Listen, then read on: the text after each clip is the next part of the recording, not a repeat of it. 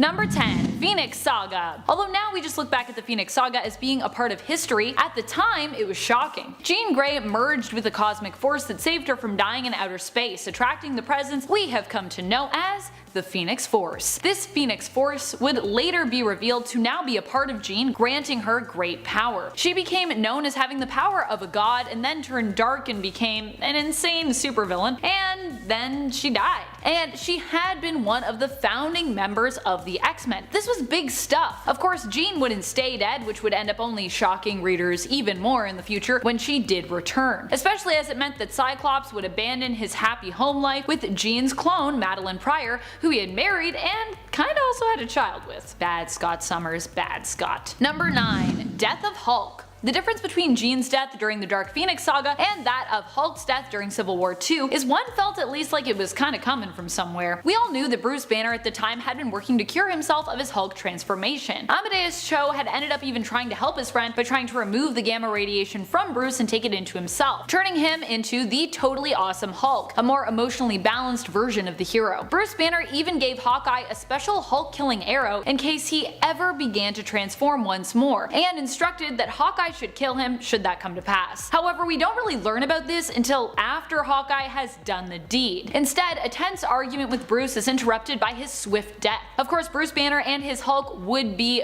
back, but at the moment he died, readers were likely thinking, wait, did I just read that right? Did Bruce's companion and friend Clint Barton just kill him? And yes, he did.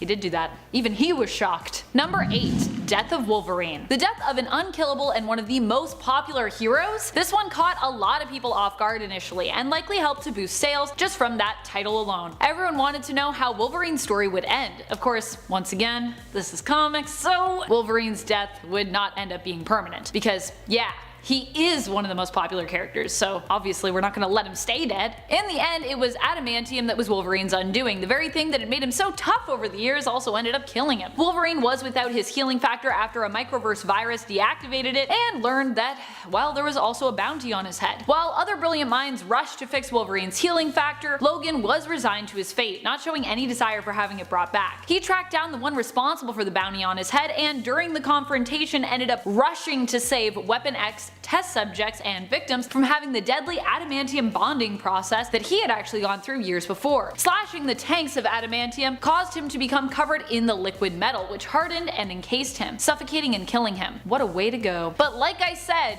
he would return. And with random burning hot claws to boot. Never forget that he has hot claws, though they never really come up. Number 7. Nick Fury becomes a Watcher. Basically the story here is that the villain known as Orb, working with a few other villains, was jealous of Uatu the Watcher and decided to shoot him and steal his eye so that he could have the power of a Watcher. However, when Nick Fury found out about this tragedy, he immediately went to investigate, as he did not know who was behind the ordeal. The Watcher actually refused to tell Fury what he knew, as it was not really his role to do so, only to watch and observe, not to interfere, even when he himself had been interfered with. That is some respect right there. He's like, this is my job, that's it, even if I'm kind of bleeding and maybe dying. Because of this, Fury felt he had no choice and killed the Watcher and stole his other eye, which contained Uatu's memories, in order to try to figure out who was responsible for the previous theft and for attacking Uatu. Eventually, Fury managed to get the confession he sought and discovered the Orb was responsible. One of the other villains the Orb had been with at the time, Dr. Midas, returned to the Watcher's Citadel in order to absorb even more power from Uatu's corpse. Fury overloaded him using the power of the eye that was in his possession. This resulted in an explosion that seemingly killed both Midas and Fury, but in the end it was discovered that Fury had survived. As punishment for his sins, because all of this took place in the original Sin story, the Watchers turned him into Uatu's replacement, forcing him to be the chained observer of Earth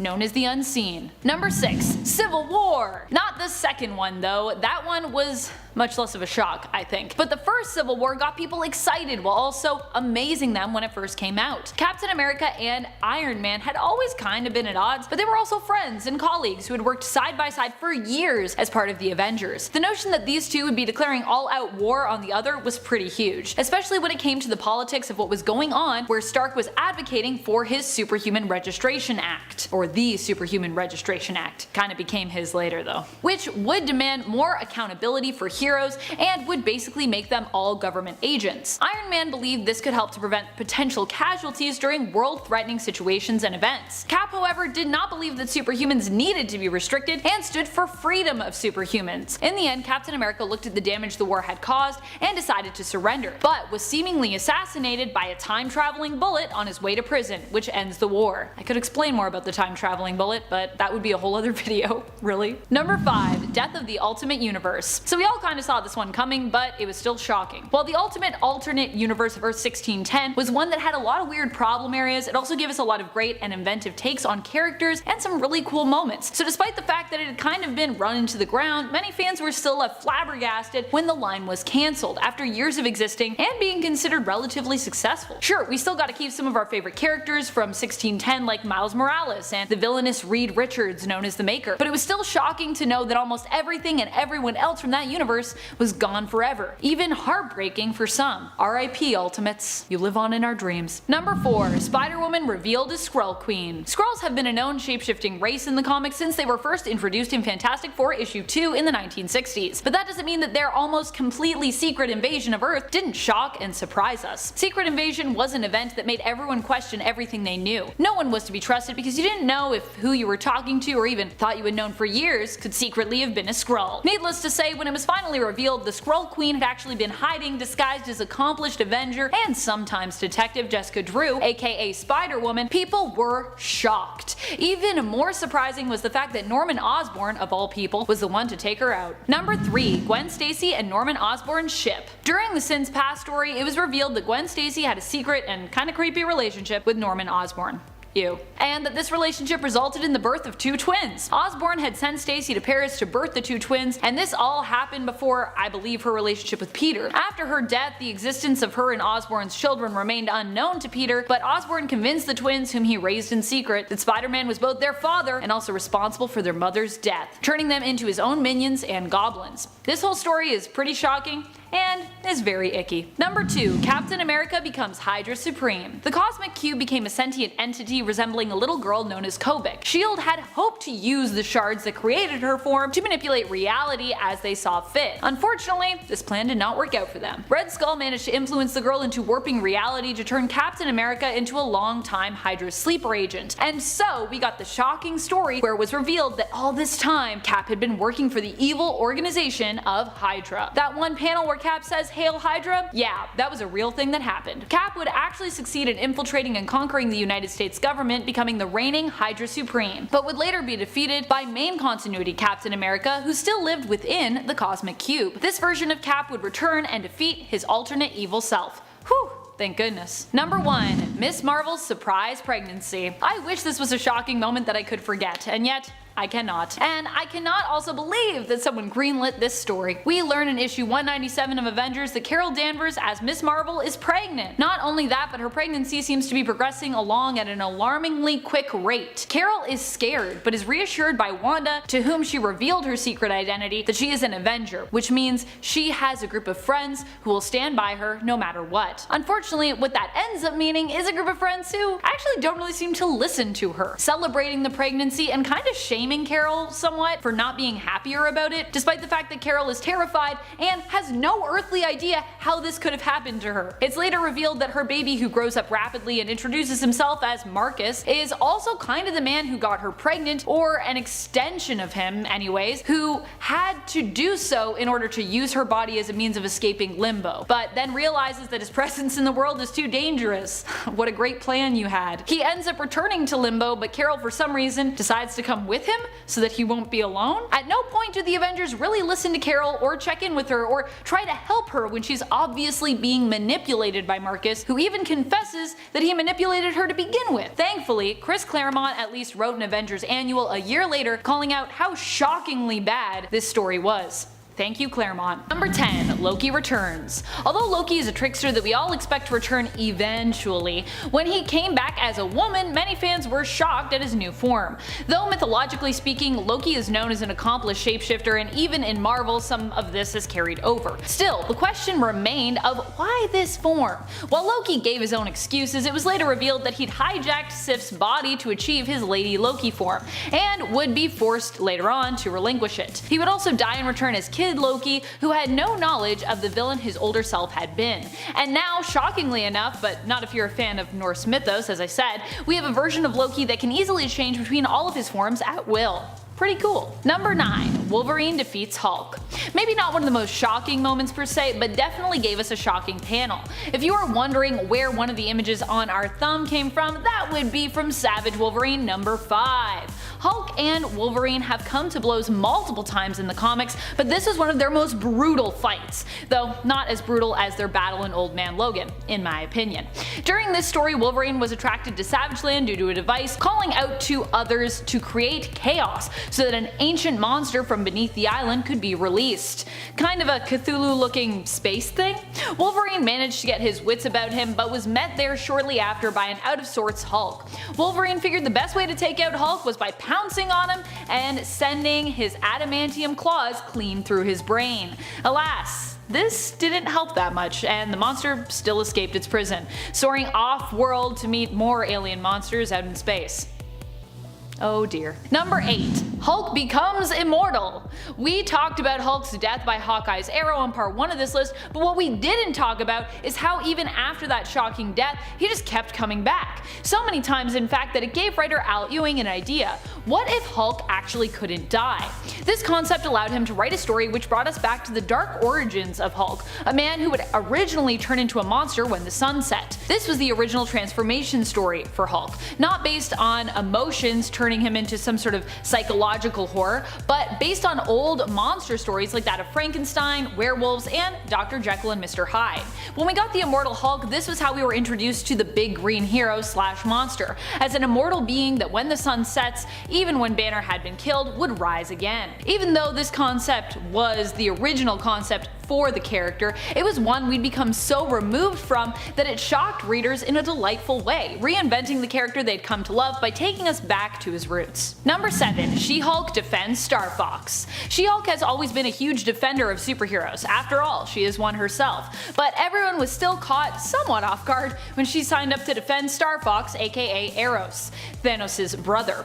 Eros had been an Avenger and a hero, but was being charged with assaulting and manipulating others using his pheromone powers of seduction. Some Avengers stood beside him, and some preferred to keep their names out of the headlines, while others still denounced him, but She-Hulk decided to defend him in court. What was more shocking to Jennifer was when she discovered that although he had not manipulated her into sleeping with him, StarFox had manipulated her and John Jonah Jameson, aka Manwolf, into marrying one another, believing it was best for both of them. Still, She-Hulk would be forced to defend him in a more cosmic court of law later on, and would of course move to divorce Manwolf, believing their relationship to be a complete sham.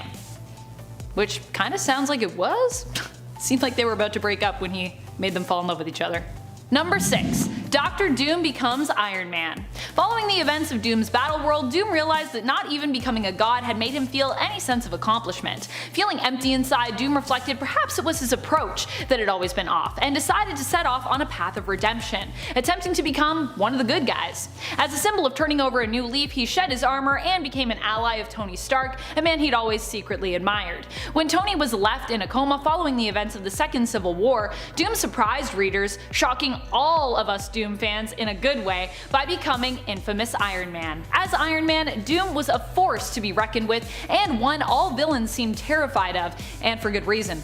Having Doom as a rival villain was hard enough, but having him as a hero meant that they would need to come together just to defend themselves against his might. And even then, these villains failed. Doom single-handedly took them out during a meeting where they'd all gathered to discuss the problem of Doom himself. Number 5. Death of Spider-Man. I'm not sure what was more shocking, when Spider-Man died the first time in Ultimates and had to immediately be resurrected because the timing had not been properly communicated, or when he died the second time with all the grandiose surrounding his death. The Ultimate Universe of 1610 was full of shocking moments, Spider-Man's death among them. In reality, the creatives wanted Spider-Man dead because they felt he was too similar to his 616 counterpart, and they were trying to get rid of all the characters who they felt were just too similar to the main continuity versions. Still, the death of Spider-Man made for a shocking title, even if it was in an alternate universe, as Peter Parker's Spider-Man was still considered the darling of Marvel, no matter which reality you're talking about. Number 4. Black Widow betrays Iron Man. Another Ultimate story that shocked many fans was the whole relationship and then subsequent betrayal between fellow Avengers Iron Man and Black Widow. On Earth 1610, these two were about to get married when Black Widow revealed her true colors. In this reality, she was a double agent and killed Jarvis before Tony could even stop her. Fortunately, he still had override systems in place on the nanobots he'd given Natasha, which helped her to control the armor he'd gifted her as an engagement gift. He used these nanobots to knock Natasha out, and when she came to the hospital, Clint Barton, aka Hawkeye, arrived to take her out with an arrow to the head. In betraying her teammate, she'd also gotten Clint's family, which he had in Ultimates, killed, so he was out for revenge on multiple levels. Number 3. Iron Man, evil all along. Dun dun dun. The Crossing was a super out there storyline, one where it was revealed that Tony Stark had actually been a sleeper agent all along for Kang the Conqueror, who we later learned wasn't even really Kang but was a Mortis in disguise. Oh, comics. Tony went around being a huge villain for a while, until he lay dying, inspired by his younger self to reform before he passed away. His younger self had been brought to the present by the Avengers to stop their version of Tony. Yeah, it was a time. I hope the Avengers learned that bringing a younger, less experienced Tony to defeat an older version who is a more accomplished genius is not really the best way to go in this scenario. Number 2. Thor gets hella pregnant. When did this happen? You guessed it, in the Ultimate Universe. Should just call this top 10 Marvel shocking moments of the Ultimate Universe. In the Ultimate Universe, however, Thor and Hela do not appear to be related, so at least there is that. But still, this is a shocking story for those who just happened to pick up a comic off the rack at the time. What happened was Thor wanted to leave Valhalla. In order to do so, he had to give Hela an heir, which was a term he agreed to. Yikes. Number 1. Return of Bucky Barnes. Bucky Barnes was one of the exceptions when it came to comic book character deaths. With most characters, there is always the expectation that the day will come where they will inevitably return, no matter how finite their death may have seemed or how many times the character has seemingly perished. However, Bucky's death was one of the few that was accepted as permanent. In truth, it had happened because Marvel wanted to move away from the idea of child sidekicks. Stan Lee especially was not a fan of that concept. In fact, you'll notice a good many of Marvel's heroes have been without kid sidekicks throughout Marvel history because of this. In 2005, Ed Brubaker made comic book history when he gave us the story of the Winter Soldier, resurrecting Bucky as a brainwashed assassin, bringing back one of the few characters who we expected to stay dead for good, alongside Marvel's Uncle Ben. But don't worry, Ed Brubaker did not bring back Uncle Ben. Uncle Ben's still pretty dead. What's more, Brubaker created an ending that could easily allow us to keep Winter Soldier or discard him based on how fans received this story. For Brubaker, the reasoning as well was that if Cap could have come back, then why couldn't Bucky? Also, we never saw him die on panel, so. Fortunately, this story that he told, while shocking, was well received, and so Bucky Barnes as the Winter Soldier returned for good. Woohoo! Number 10. MJ is killed! Peter gets a hook hand. One of the most shocking series around is JJ and his son Henry Abrams' Spider-Man miniseries from 2019. Well, it started in 2019. It is only 5 issues long, but has been delayed longer than I even thought possible for a series like this. Number 4 is finally set to come out September 23rd, and 5 has been pushed from its original release of January 2020 to November of 2020. Yikes, that's a huge delay. This series starts off with a bang and is filled with tons of interesting shocks.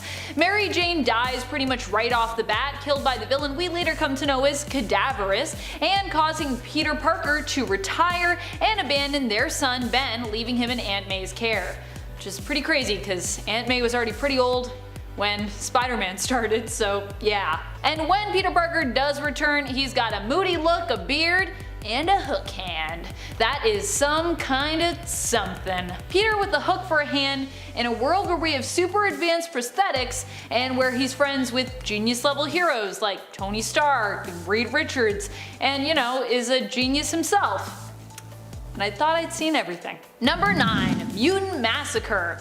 This shocking crossover event actually was so startling and well received that it effectively worked to help boost comic sales for the series involved. It follows the story of the mysterious villainous group of mutants known as the Marauders, who we'd later learn were working for the evil Mr. Sinister, as they attempt to murder the entire mutant community known as the Morlocks, many of whom have grotesque physical mutations which cause them to be rejected by society, a group whom Futurama likely took its inspiration from when it comes to their own sewer mutants. The Marauders succeed in their mission, killing hundreds of Morlocks during this gloomy attack, which would later be referred to as the Mutant Massacre. This story also featured a particularly shocking moment when the X Factor come face to face with the Marauders, who crucify the mutant Angel. Yikes. Number 8. Lizard eats his own son.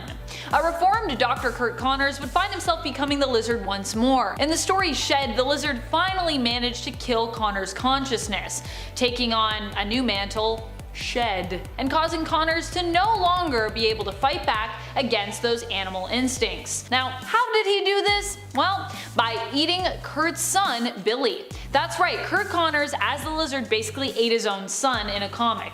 Spider-Man at the time had been racing towards the Doctor in an attempt to stop him, but arrived too late. Fortunately, Spider-Man at least was able to reclaim some of Connors' humanity by showing him pictures of his son and forcing him to remember and face what he had done. Number 7. Kingpin learns of Daredevil's secret identity. This was an especially shocking story arc. Known as Born Again, in this story, Daredevil's secret identity is sold out by his ex-girlfriend Karen Page, who had become a addict and, while desperate, sold his true identity for a hit. This information got passed around and eventually made its way back to Kingpin. It's never good when your arch nemesis finds out your secret civilian identity, but for Matt Murdock, this was one of the worst things that would ever happen to him. Kingpin uses information to destroy Daredevil's life on pretty much every level, taking his money and his home, and even using it to destroy his relationship with his current girlfriend, and even destroy his costume. Geez, guy had nothing left. Eventually, Wilson Fisk would get what was coming to him, but before that would happen, he would still make protecting and living in Hell's Kitchen a living hell for Matt Murdock. Number 6. Wolverine loses his adamantium. There have been quite a few shocking moments that have come to us from 90s comics, but one of the most dramatic and also the weirdest thereafter was when Magneto stripped all the adamantium from Wolverine's skeleton, pulling it out of his body. This was insanely painful for Wolverine, but he managed to survive the forced debonding process. However, it left him somewhat changed, and he almost died during the process. Wolverine became more animalistic and also lost his nose for some reason. Wolverine would remain without his adamantium and sort of without his nose for almost 8 years, which is also pretty crazy to think about, especially when it's considered such an iconic part of Wolverine's power set. Not his nose, his adamantium. Although he does have superhuman senses, so I guess his nose is part of his power set. Oh my goodness. Number 5. No more mutants. Wanda is kind of the queen of shocking moments. Her magic is often unpredictable, resulting in many twists and turns to come about in the comics. But aside from its unpredictability, it's also very powerful, meaning that when Wanda does manage to get her magic right, it still usually gives us very shocking results. That was the case when Wanda had a psychotic break and created an alternate reality which began to crack and crumble as those supers within it began to see it for what it was. A fake reality, created and shaped by Wanda herself, a sham. Frustrated with her father Magneto's obsession to fight for mutant kind, she then altered reality once more as everyone seemed to be coming for her, speaking the words, "No more mutants" in the House of M series. This day, November 2nd, would become known as M Day in the Marvel Universe, the day when millions of mutants lost their powers, and we still see the consequences for many characters involved in the comics even today, almost 15 years later. Pretty crazy considering how many events get retconned out of existence almost. Number 4. Carnage becomes a hero? During the events of Axis, everyone had their alignments reversed when Wanda's magic went haywire like it usually does. Chaos magic? Nah, what you gonna do? Carnage as such became a hero, referring to himself as your friendly neighborhood Carnage, and attempting to fight for good like his usual nemesis, Spider-Man. The disturbing thing about his alignment reversal was that it didn't make Cletus Cassidy any less of a murdering psychopath. He still had those urges and had to fight to overcome them. Surprisingly, however, he behaved heroically enough that he was compelled to sacrifice himself in order to save the population of New York when the evil X-Men planted a gene bomb that would kill everyone in the city who wasn't a mutant. Pretty impressive. And he died, and then of course he came back because, well, it's still a comic book. How many times has Carnage lost his legs? That's some trivia for people. Answer me in the comments. How many times? Number 3. Spider-Man reveals his identity. Spider-Man did this as part of the Civil War story arc in order to help motivate other supers to do so and to support his friend and in a way mentor Tony Stark, who at the time was on the side of being for the Superhuman Registration Act, believing being against it would only lead to an all-out war with the government and be worse for supers later on. This was one of the most memorable and shocking moments of that event, outside of, Tony and Cap full on fighting one another and going to all-out war. Spider-Man revealed his secret identity to the world during a press conference, prompting his boss at the Daily Bugle, J.J. Jameson, who had always considered Spider-Man a menace and an enemy, to promptly fire him. His unmasking also gave Iron Man and his supporters the fuel they needed to build concentration camps in the negative zone for non-registered super folks. Yeah. Pretty controversial move there. Spider-Man would eventually get his secret identity back during another shocking and controversial for different reasons story, One More Day. But that's a tale for another list. Maybe a part 4. Number 2. Iron Man is working for Kang. Or really, Iron Man is working for Immortus. During the crossing, widely regarded as one of the most bizarre storylines from the 90s, it was revealed that Tony had become a villain and sleeper agent for Kang the Conqueror. In another attempt at a shocking twist, it would later be revealed that Kang was actually Immortus and that Immortus was actually Iron Lad, but this wouldn't be revealed until later. And let's be real, none of that was really that shocking to us. I don't think many people cared. Some of the costume redesigns that were part of the crossing were also equally shocking just in terms of how 90s they were. Just check out Scarlet Witch's costume from this time. Everybody's gotta have trench coats. That's the 90s. Number 1. Magneto, you are not the father. During the events of Axis, we also learned that Wanda and Pietro were not actually the blood relatives of Magneto, and were not even mutants. This all came about when Scarlet Witch attempted to perform some blood magic on her family members. It worked on Pietro, but not on Magnus. Fans would later learn this was because Wanda and Pietro were not actually mutants' children.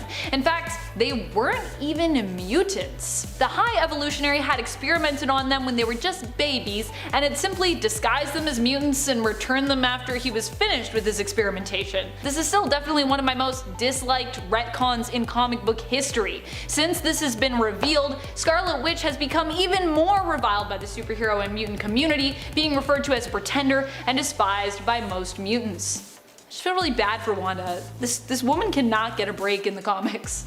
Can we just give Wanda a break? Can Wanda be cool? Could she be cool again? Number 10. Watchmen crosses over with the DC Universe. The DC comic event Doomsday Clock brought characters from the graphic novel Watchmen and crossed them over with characters from the main DC Universe. The build-up began during the Button crossover run, but honestly, no one could have imagined how things turned out. It was a really shocking moment for fans, and seeing characters like Rorschach meet Batman was just the icing on top of an already tasty cake. Number 9. Catwoman leaves Batman on their wedding day. Yep. That happened. It would be an understatement to say that fans have been waiting for this moment for a long time. I mean, it's been an insanely long time. Selena Kyle left poor old Bruce Wayne on their wedding day. Sadly, this moment was spoiled for fans before the issue got released, but it didn't make reading it any less heartbreaking. Catwoman explains to Bruce that she loves him and that being married to him would be great. It would also make Bruce happy. And if Bruce is happy, he can't do his job properly.